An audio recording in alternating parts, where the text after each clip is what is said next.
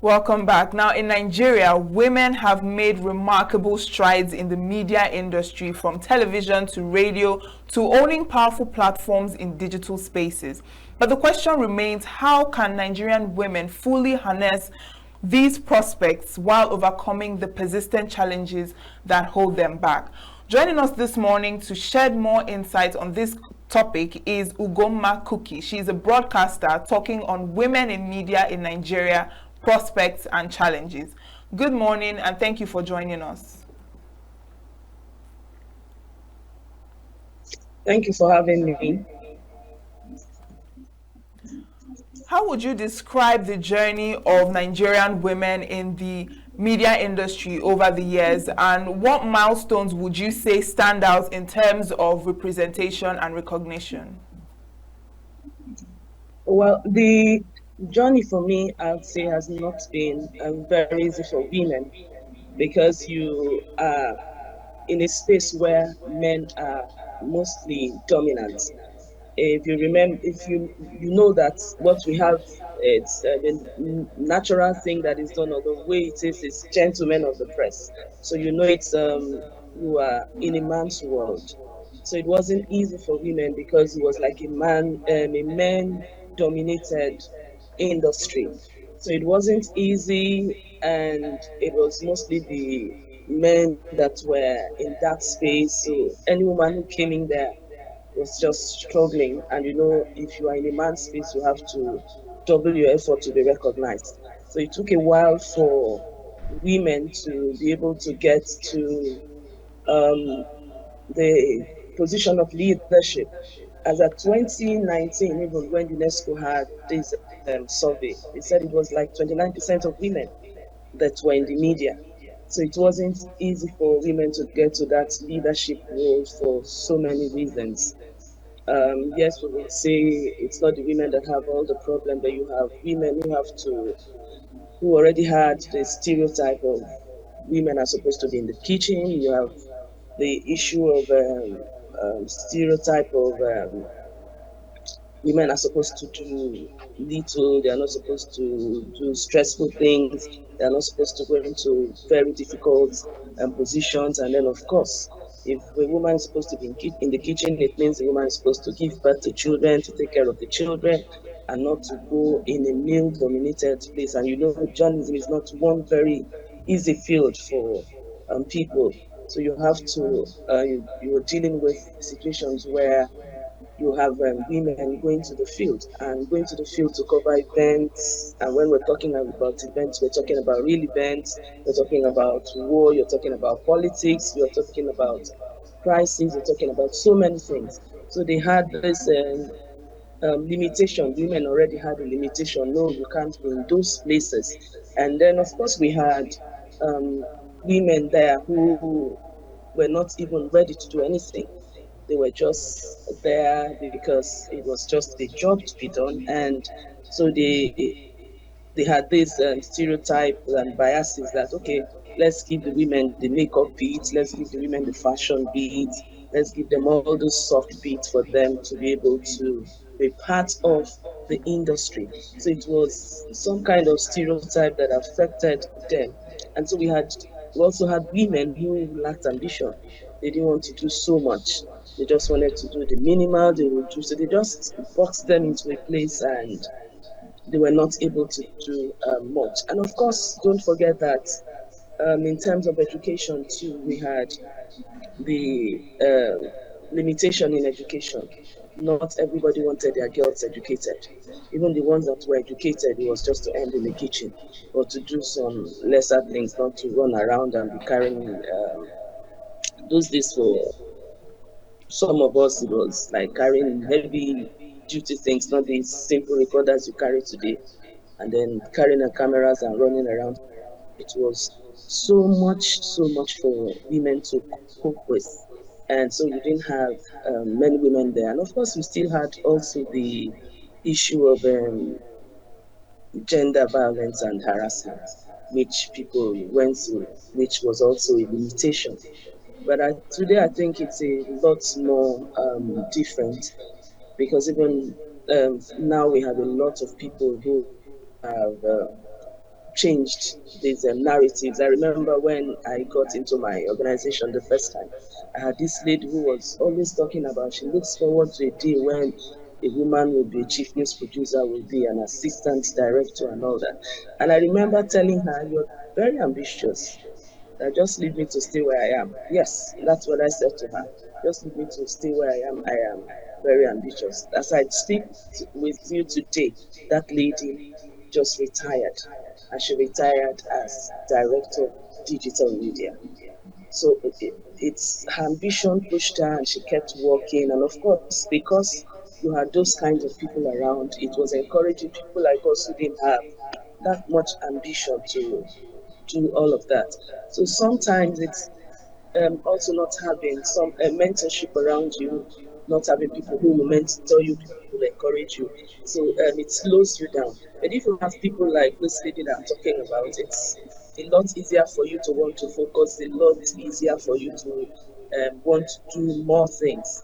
I remember when we got there, they had this diary that they kept the names of presidents and prime ministers and all of that written down. But people like us who just came didn't know. And she will leave you to, then of course we were transcribing. We would transcribe news from other stations. And it wasn't that easy. There's some names you will hear, and imagine you just entering and you're hearing a name like Ntumbantugai and so many funny names. How do you spell that? So I would just leave a space for her and she will fill it up. One day she just told me, see, okay, I'm not doing jam here for you to tell me to fill in the blank spaces. So you will fill it in today. And I said, sorry, editor, I cannot even get the name. She said, write it as spelled. I didn't even know there was a notebook. So when she saw I was making effort to write those names, those difficult locations and all that, she now saw that I was making effort to learn. She now showed me the notebook. So if I miss the name, I'll go there and cross-check. So if you have you had those kind of challenges. But of course, we were able to overcome them because we had people who could mentor others to do that. Today, the prospect is different. We have a lot of women who have changed the narrative. We have, especially since we now have increased access to education and training. We have, of course, the digital media growth. We have organizations who are even supporting women, like the International Women's Media Foundation. And of course, a lot of times now we have people who mentor people, who train people, even in organizations. So the prospect is much better than it used to be. You have people who have grown from being the lazy woman who doesn't want to do anything to now, because we now know that if you want to just sit down there and not do anything, you're not likely going to improve. So we have people who have pushed themselves, and today it's better.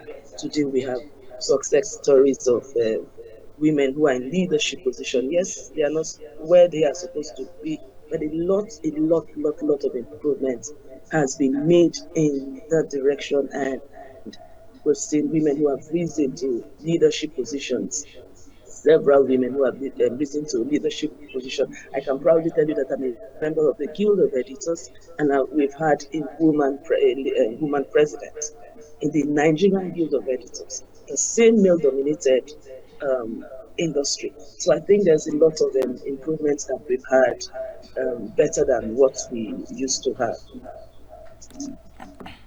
All right, Mrs. Cookie, thank you for that. But then let's talk about the prospects for women in media. What would you say are the platforms and opportunities for women in media, say in the broadcast and print, film and Nollywood, even in the digital space? Yeah, I think there's a lot of prospect. I already mentioned digital media space, for instance. Because of the digital media, and of course, when you're talking about the digital media now, you're not just looking at the people who are generation. You're looking at the Gen Zs who know how to use digital media. So because of that, um, digital media growth and the digital media space, because of increased access to education and training, we have a lot of improvement. So we've seen women who have on their own decided to do things to break even So it is not like those days where you have to wait for anybody to help you do things. These days, women on their own decide that I want to do this. So you have women who have platforms. Let's take a Moabudu, for instance. Ebony Life is what everybody recognizes. Ebony Life TV is not something you can play around with. Moabudu is not somebody you can joke around with, because even her films, her TV station is something you will look at and say, how can a woman achieve this? So with that space we've had in the digital world, and even in broadcasting, you have women who have, because they know what happened where they were before and they rose to a particular position, they have broken out to start things on their own, and they're really doing well. So the prospects for me is high. It's improved, it's high, and it's going to be better. You have award-winning film producers. You have the top politicians of this world. You have the Amaka Ibis of this world. You have the Fumi Ondas. These are just few people, not to talk of Khadija Yusuf. These are women who have broken even. Just not long ago, we have there's this Omalicha TV in Imo State, started by an Angela Gwawike, a woman, and in a male-dominated space. She started her own radio and radio station and TV station in Imo State. So we have people like that, and then you have the Comfort Manas of this world she's retired, but she's the first female broadcaster in Akwa Ibom State Television. So we have people like that. So the prospect is high because people are beginning to realize that in every industry you can progress. In every industry, there's prospects of growth. In every industry, you can be who you want to be. So most people have giving themselves a reorientation of what they can achieve and who they can be. So for me, there's so much prospect. And if you go to mass communication departments, you have more women. If you go to media houses now, you have more women. So there are prospects of women rising to who they want to be and what they want to be. The only thing they need to do is to work on themselves. Know that there's no beats they cannot cover. We've had the Aishas of this world who have sat down reporting sports like they are male, they are men, and they do it better than most men. And of course, I tell people, the only place I didn't really stay, it's the sports desk, but I covered sports. I've been in economic and technology. I don't see which beat in broadcasting I've not done. I've reported crisis, I've reported the environment, I've reported politics. So the prospects are high. It just depends on the individual to know that this is achievable. And once you put your mind to it and work on yourself, you're likely going to be a high flyer and get to the position you really want to get. But as for prospects, it's very, very high. It's not as limited as it used to be, where women were pushovers, they were only given fashion, and no. You have women, even online. For instance, the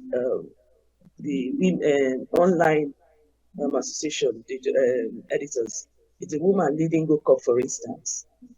The online media, it's a woman president we have. So you see that women are no longer laid back the way they used to be. So much prospect. Imagine having all the men with all the online media, news media, and it's a woman leading them, and she's doing very well. You see the men calling her my president, you'll be proud of a woman. So I think there's very, very high prospect.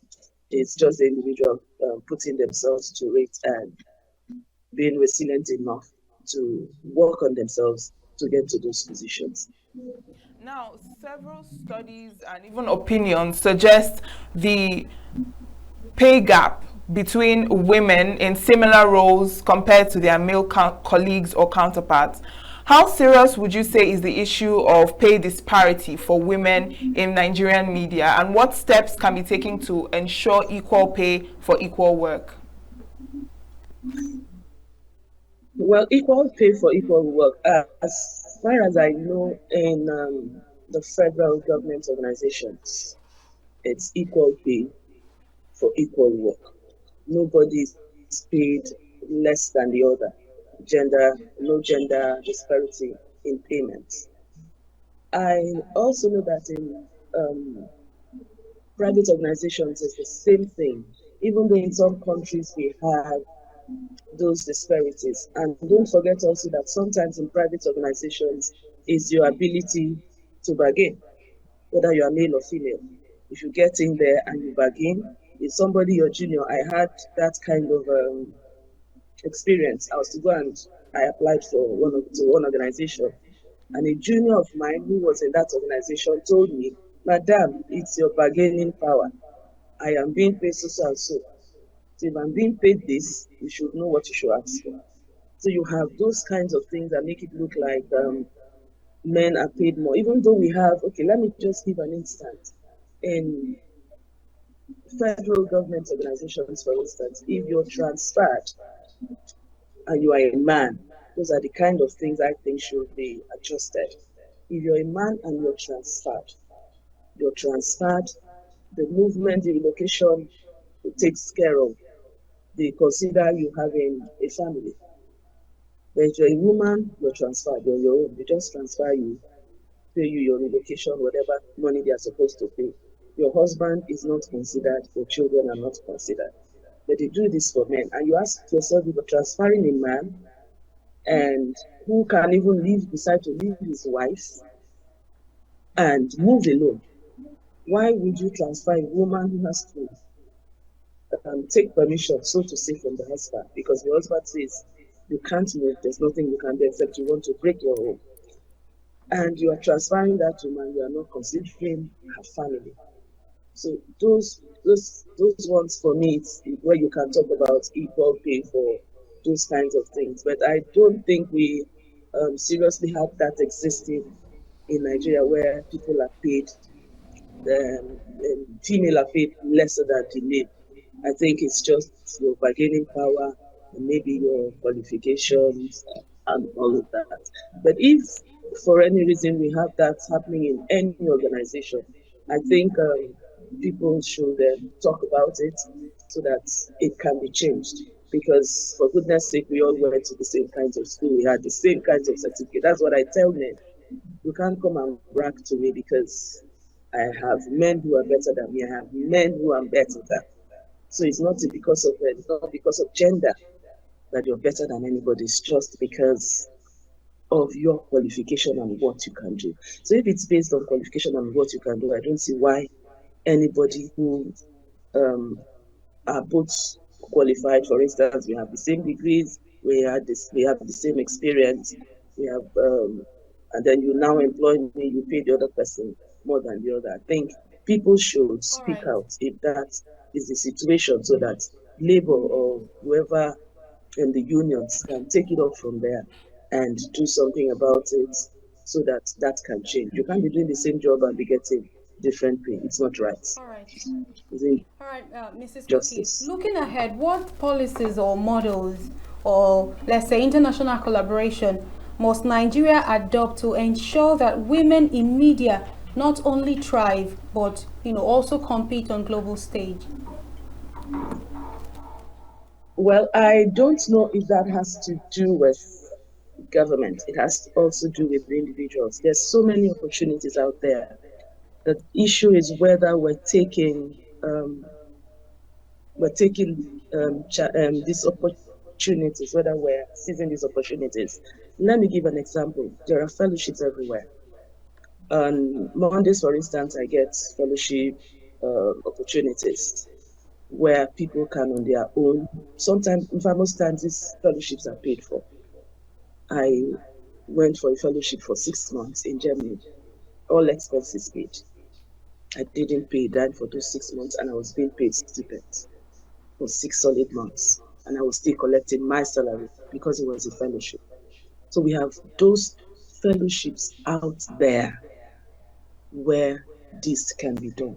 If you take our ladies need to do is to Google for fellowships, fellowship opportunities for journalists. You will find them. There's so many of them where they are paid. Like the International Women Media Foundation I talked about. They have this Elizabeth Super's foundation thing, and so many others that they support. Even here in Nigeria, we have the Wonisho Inca Center doing the Reports Women program. So we have these opportunities and these collaborations, both national and international. It's for people to seize these opportunities. Go online, Google it, find them. But you need to be serious about them. I had a fellowship with RNTC, that's Radio Netherlands. They have fellowships like that too. Excuse me, all expenses paid. So all we need to do is look for these things. They are there online. Fortunately, nobody stops you from buying your data. Nobody stops you from using your Google app. So if you look for all these fellowships, you'll see all these collaborations by organizations where people can be trained. And of course, we have the likes of the MacArthur Foundation, where organizations can collaborate with them. That's also locally done. So it's a matter of looking for these opportunities. They exist everywhere, and there's so many of them. But before you get this, that's the second advice. People should know their onions, because these things don't come on a platter of gold. They don't come off on a platter of gold. You have to be a cerebral person, because you're made to write motivation why you want to get those fellowships. You're made to write things that will show them that you're really serious, that you know what you want to do. And of course, sometimes you look for the work you have done. So if you're in print and you don't have a serious byline, or you are in broadcast, you don't have works to show, no production to show that you have participated in one thing or the other, you have done one production, you have produced a program. If, for instance, they're talking about fellowship for reporting crisis, you must have reported crisis, you must have a work to show. So people should also, the mistake some of us made was not keeping our portfolios, so that when you needed these evidences, you'd have them. So while you work and do your work very well, keep a portfolio of the things you do, so that when these opportunities, you find them and they need these portfolios, you have something to present, Right. so that you don't just sit down there and see it won't come on the platter of gold. All right, Mrs. Ugoma, apologies. This is where we cut you short on that conversation. So thank you so much for joining us today in Signature Morning on Signature TV. Thank you for joining us. It's my pleasure. All right, Thank you. heard it from Mrs. Ugoma Kuka. She is a broadcaster. She said that we should continue to support and empower women in media, because when women's voices thrive, society as a whole is stronger. Thank you for staying with us on that conversation. Coming up next is more conversation on Signature Morning. To stay with us.